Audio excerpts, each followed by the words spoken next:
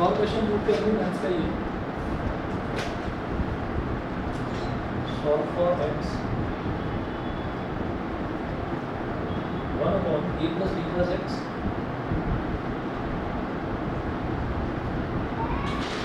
1 upon a plus b plus x is equal to 1 upon a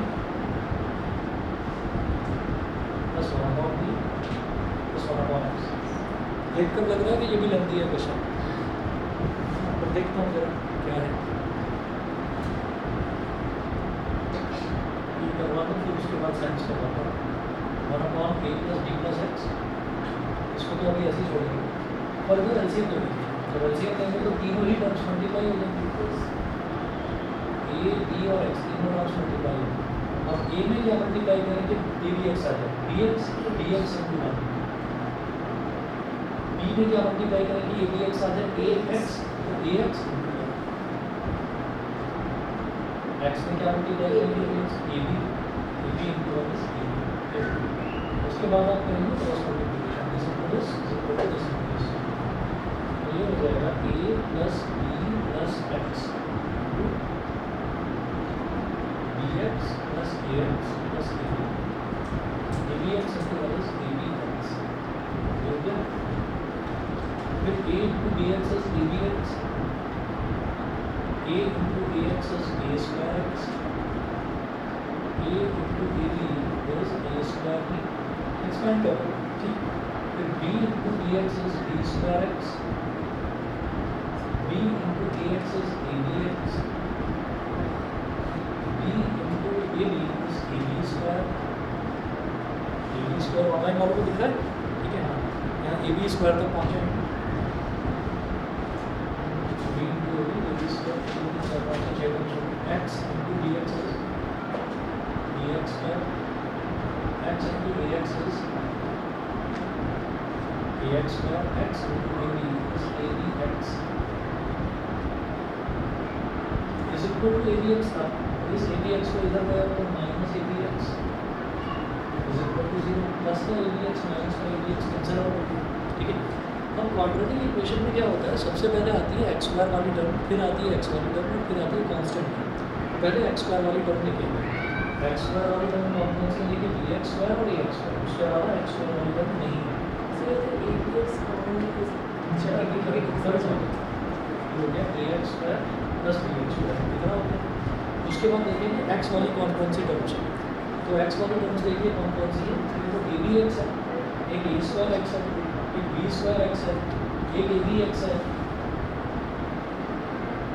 हाँ ये x, तो a square x plus b square x, दो terms तो ये होगी एक्स वाली, और ए बी एक्स एक यहाँ और ए बी एक्स एक यहाँ, प्लस का टू ए बी एक्स। बोलिए इतना समझ गए, ठीक है। ये हो गया। अच्छा जी, इसके बाद देखेंगे कांस्टेंट टर्म्स कौन सी हमारे पास, जिसमें एक्स ना हो, ए स्क्वायर भी ए बी स्क्वायर बस ये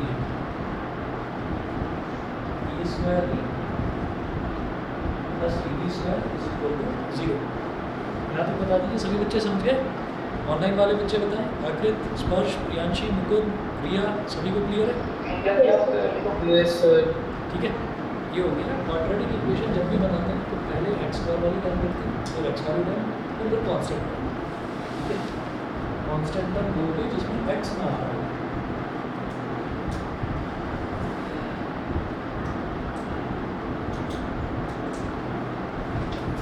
उसके बाद पहली और दूसरी टर्म एक्स स्क्वायर वाली टर्म है, तो इसमें से एक्स स्क्वायर देखो कॉमन,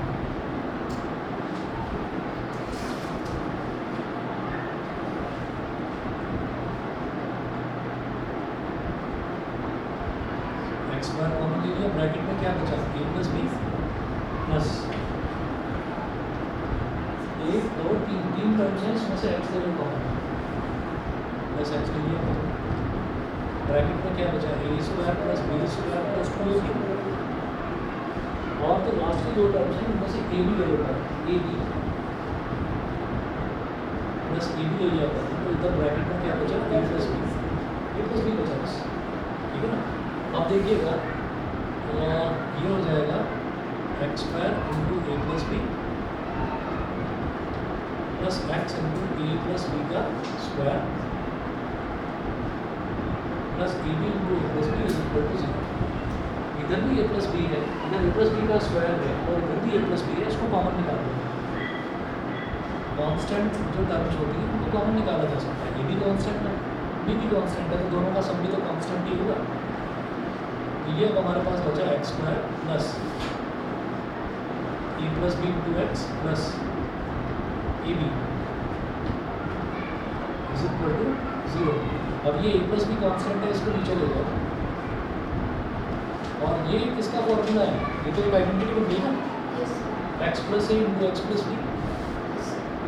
ये हो गया X plus A into X plus B, ये आइडेंटिटी होती है X plus A into X plus B, x square plus A plus B into X plus A B.